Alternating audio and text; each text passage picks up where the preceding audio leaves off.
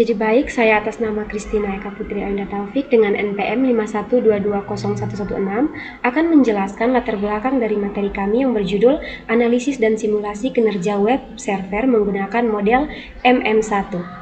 Fenomena antrian adalah kejadian yang universal dalam kehidupan sehari-hari, mulai dari menunggu kasir di supermarket, loket bank, hingga dalam sistem yang tidak kasat mata seperti paket data yang menunggu diproses oleh router jaringan. Antrian timbul karena kebutuhan akan layanan melebihi kapasitas pelayanan atau fasilitas yang tersedia. Teori antrian adalah cabang dari matematika terapan yang menyediakan kerangka kerja analitis untuk memahami, memodelkan, dan memprediksi kinerja sistem antrian.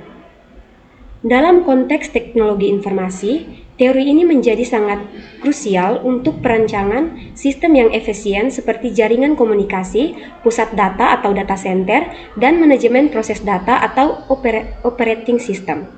Jadi baik, perkenalkan nama saya Stian Lazarus Taek dengan NPM 512303111. Jadi selanjutnya saya akan menjelaskan tentang teori dan konsep dasar antrian. Yang pertama itu pengertian teori antrian.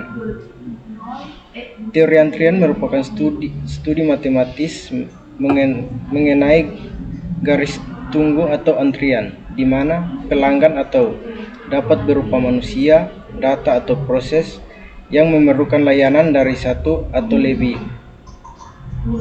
Yang kedua itu menurut Siagian pada tahun 1987, antrian didefinisikan sebagai garis tunggu dari nasabah yang memerlukan layanan. Dengan tujuan utamanya itu mencapai titik keseimbangan optimal di antara yang pertama itu biaya pelayanan atau biaya operasi server atau fasilitas. Yang kedua, biaya menunggu atau kerugian akibat penundaan seperti kehilangan pelanggan atau penurunan performa sistem. Ada 4 struktur dasar sistem antrian. Yang pertama, saluran tunggal atau fase tunggal, di mana itu ada satu antrian atau satu server. Contohnya kasir tunggal. Yang kedua itu saluran tunggal atau multifase, atau biasa disebut dengan satu antrian atau serangkaian server server berhadapan. Contohnya itu garis produksi. Yang ketiga multisaluran. Contohnya itu customer service bank. Dan yang terakhir itu multisaluran. Itu contohnya itu workflow. Selanjutnya yaitu jenis struktur antrian. Notasi standar untuk mengklarifikasi sistem antrian. A. Distribusi waktu antara kedatangan. B. Distribusi waktu pelayanan. C. Jumlah server. D. Disiplin antrian. E. Ukuran populasi sumber. Komponen dasar sistem antrian ada 6 elemen. Yang pertama itu sumber masukan atau populasi, di mana terdapat kelompok entitas yang memerlukan layanan. Yang kedua, pola kedatangan atau cara pelanggan tiba. Contohnya biasa dimodelkan dengan distribusi Poisson. Yang ketiga, antrian atau tempat menunggu sebelum dilayani. Yang keempat, disiplin antrian atau aturan pelayanan. Yang kelima, fasilitas pelayanan atau server. Yang keenam, pola pelayanan atau waktu yang dibutuhkan untuk melayani. Contohnya biasa didistribusikan di eksponensial. Baik, saya atas nama Hendrik Satumale dengan NPM 512300024. Baik, yang berikut manfaat dan metrik kinerja antrian. Yang pertama, manfaat penerapan teori antrian, yaitu memaksimalkan utilisasi sumber daya, menghitung tingkat kesuburan server yang optimal agar tidak idle atau boros atau overload atau antrian panjang. Yang kedua, mengurangi waktu tunggu, merancang sistem sehingga waktu tunggu pelanggan masih dalam batas wajar meningkatkan kepuasan. Yang ketiga, dasar pengambilan keputusan investasi, yaitu membantu menentukan apakah perlu menambah server, upgrade hardware, atau optimasi sistem. Baik, poin yang berikut itu metrik kinerja utama. Berikut adalah metrik kunci untuk model antrian sederhana M/M1. Yang pertama, lambda atau rata-rata laju kedatangan pelanggan. Yang kedua, mu atau rata-rata laju pelayan. Yang ketiga, rho sama dengan lambda per mu, tingkat utilisasi server atau persentase waktu sibuk syarat stabil, yaitu rho lebih besar sama dengan lebih besar 1 dalam kurung lambda lebih besar mu. Yang berikut, LQ sama dengan lambda kuadrat per mu dalam kurung mu kurang lambda, rata-rata jumlah pelanggan dalam antrian. Yang berikut, LS sama dengan lambda per mu dalam kurung. Baik, yang berikut itu adalah metrik kinerja utama. Berikut adalah metrik kunci untuk model antrian sederhana M/M1. Baik, yang pertama lambda atau rata-rata lajuan kedatangan pelanggan. Yang kedua, mu atau rata-rata laju pelayan. Yang ketiga, rho sama dengan lambda per mu, tingkat utilisasi server atau persentase waktu sibuk atau syarat stabil. Rho lebih besar 1 dalam kurung lambda lebih besar mu.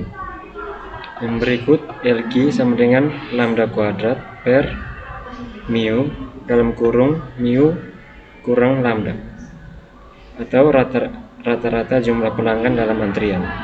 Yang berikut, LS sama dengan lambda per mu kurang lambda, yaitu sebagai rata-rata jumlah pelanggan dalam sistem atau antrian tanpa sedang dilayani. Yang berikut, WQ sama dengan LQ per lambda atau untuk rata-rata waktu tunggu dalam antrian. Yang berikut, WS sama dengan LS per lambda, rata-rata waktu total dalam sistem atau waktu tunggu tanpa waktu layanan. Baik, yang berikut adalah contoh kasus antrian request pada web server. Deskripsi kasus: sebuah CPU menangani proses dalam sistem operasi.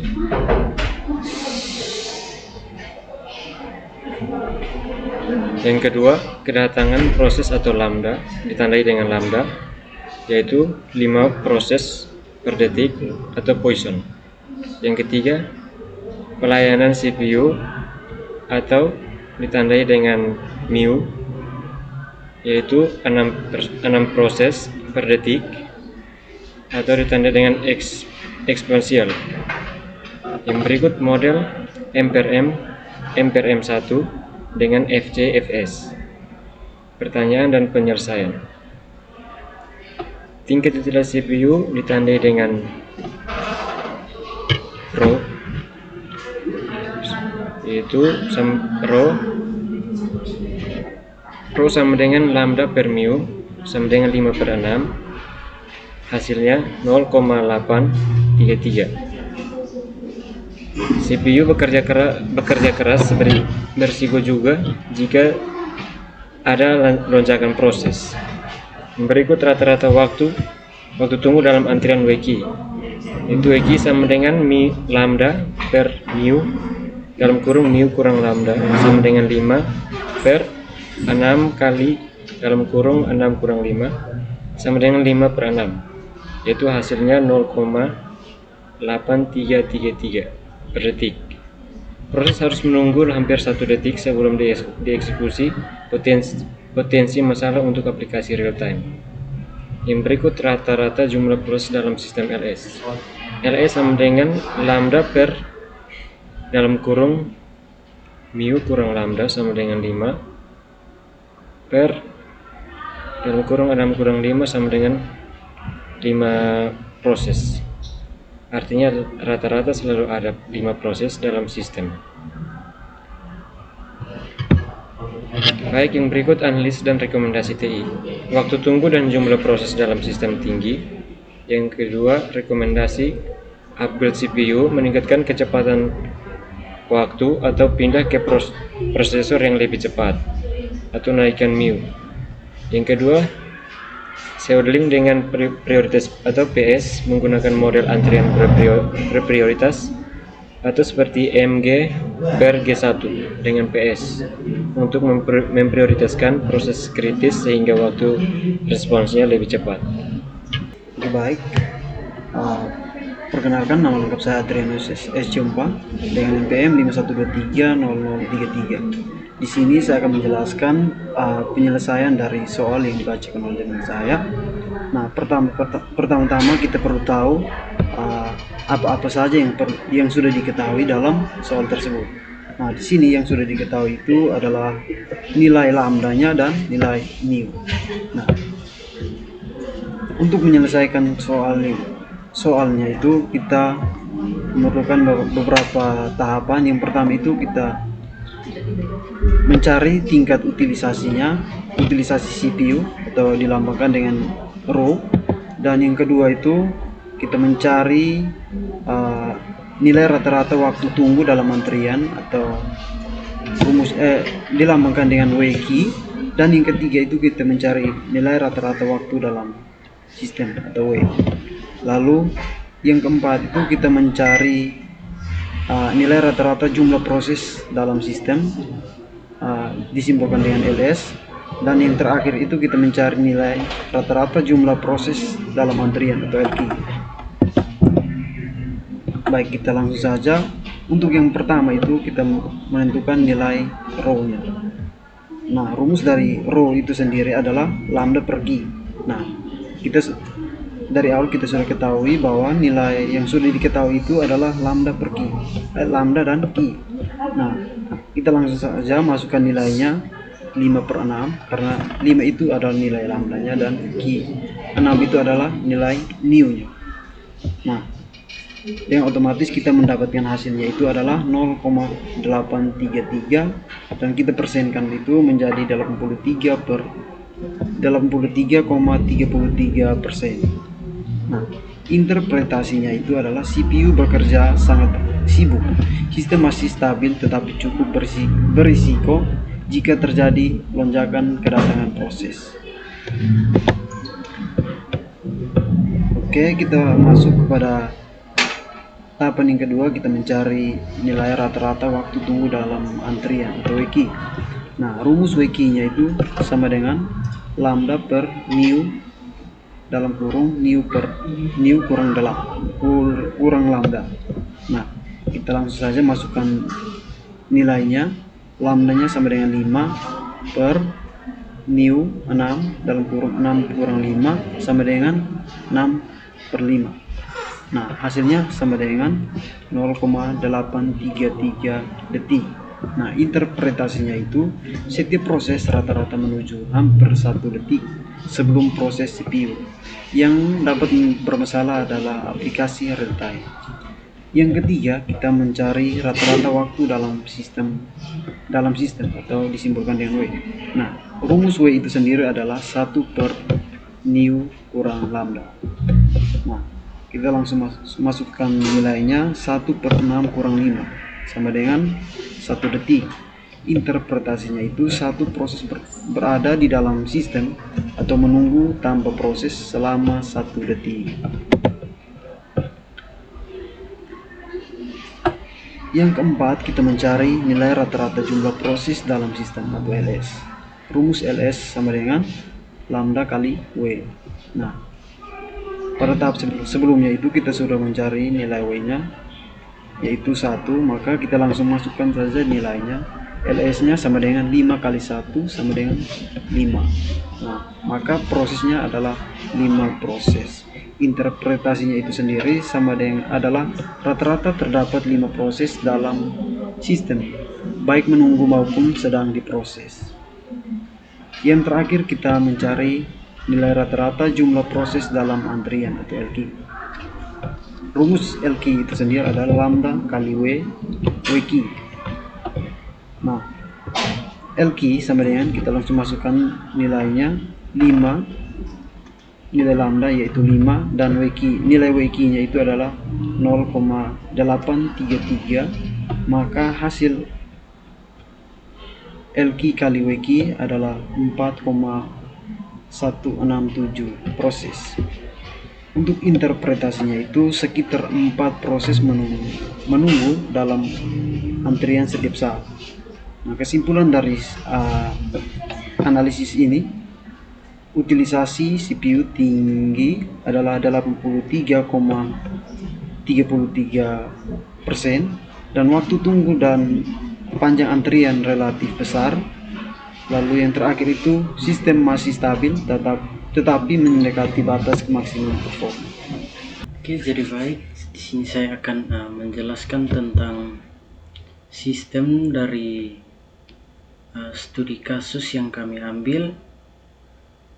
Di sini kami menggunakan kode editor Visual Studio Code dan menggunakan bahasa pemrograman Python. Nah, di sini sudah ada struktur folder, ada beberapa file yang ada di dalam folder ini, dan selanjutnya kita akan membahas dari file yang pertama itu main.py. Baris yang pertama ini menjelaskan tentang bagaimana sistem membuat grafik dari studi kasus tersebut. Dan yang kedua ini import numpy as.np ini untuk menghitung data numerik dari kedua kasus tersebut. Dan yang ketiga ini adalah studi kasus yang ada di dalam sistem. Dan yang keempat ini untuk membuat simulasinya berupa grafik. Nah, di sini terdapat judul dari program tersebut, dan di sini terdapat dua kasus. Kasus yang pertama itu web server. Di sini ada lambda dan mu. Dan ini untuk simulasi dari kasus yang pertama. Di sini ada waktu tunggu rata-rata, waktu sistem rata-rata, utilization, jumlah antrian, waktu sistem teoritis. Selanjutnya yaitu kasus yang kedua. Ini juga ada terdapat lambda CPU dan mu CPU. Lambda CPU itu terdapat 5 dan mu CPU ada 6. Ini juga ada prosesnya.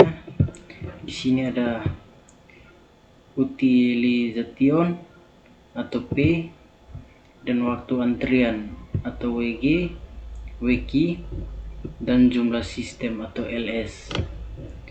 Nah, setelah kedua kasus sudah diproses, maka akan divisualisasikan dalam bentuk grafik.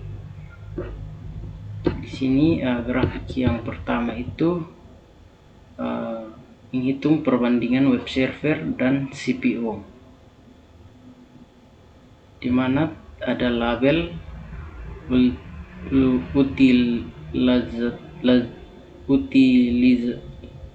utilization atau P, waktu antrian, dan jumlah dalam sistem.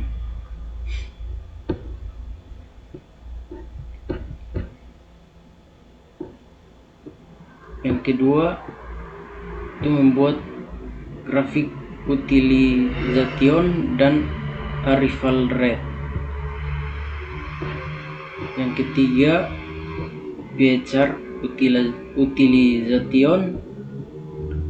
Yang keempat, membuat grafik performa sistem untuk berbagi lambda.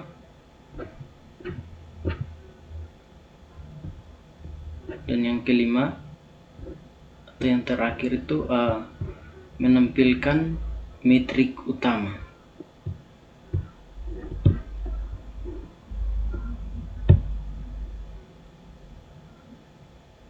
Baik, ini adalah hasil dari sistem tersebut.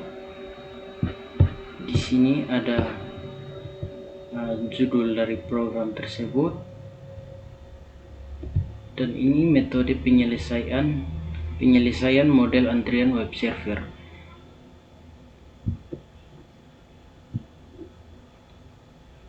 Nah, di sini ada yang pertama itu identifikasi parameter. Ini terdapat lambda atau laju kedatangan itu 10 request per menit, dan yang kedua itu mu laju pelayanan atau 12 request per menit. Selanjutnya itu uji kondisi stabil. Yang ketiga itu tingkat utilisasi server atau P. Yang keempat itu rata-rata jumlah antrian atau LQ. Dan kelima itu rata-rata waktu dalam sistem atau WS.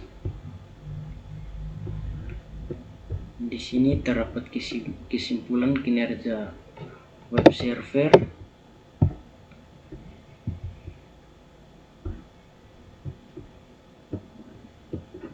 Dan ini adalah penyelesaian model antrian CPU, di mana terdapat identifikasi parameter, itu ada lambda dan mu. Yang kedua itu tingkat utilisasi CPU atau P, yang terdapat P sama dengan lambda per mu sama dengan 5 per 6 sama dengan 0,8333. Dan jumlah rata-rata proses dalam sistem atau LS, itu LS sama dengan lambda per mu kurang lambda, dan hasilnya LS sama dengan 5 per 6 kurang 5 sama dengan 5. Kesimpulan kinerja CPU itu utilisasi CPU sama dengan 0.833 dan waktu tunggunya itu atau WG 0.833 detik.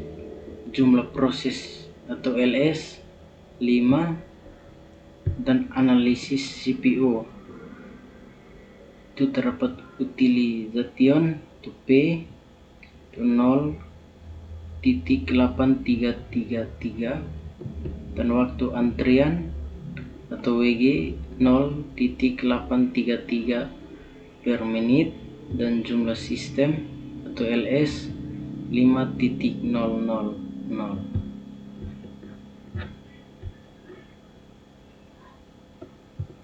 Dan ini adalah hasil dari grafik, di mana ada yang pertama itu perbandingan web server dan CPU, di mana terdapat yang pertama itu utilization atau P itu 0,833, dan yang kedua itu waktu antrian itu 0,468, dan yang ketiga itu jumlah dalam sistem. Yang berikut adalah kesimpulan. Kesimpulan yang pertama yaitu teori antrian merupakan alat matematis yang powerful untuk menganalisis, memodelkan, dan mengoptimalkan sistem layanan, khususnya dalam konteks teknologi informasi. Yang kedua, dengan memahami komponen dasar atau kedatangan, antrian, server, dan pelayanan, dan metrik kinerja seperti utilisasi, waktu tunggu, dan panjang antrian, kita dapat memprediksi perilaku sistem, mengidentifikasi bottleneck, dan mengambil keputusan berbasis data. Yang ketiga, contoh kasus dalam TI yaitu web server, CPU scheduling, menunjukkan bagaimana model antrian dapat digunakan untuk mengevaluasi kinerja dan merancang solusi perbaikan seperti load balancing atau upgrade hardware. Yang keempat, simulasi antrian menjadi alat penting ketika model analitis menjadi terlalu kompleks untuk sistem real world yang rumit.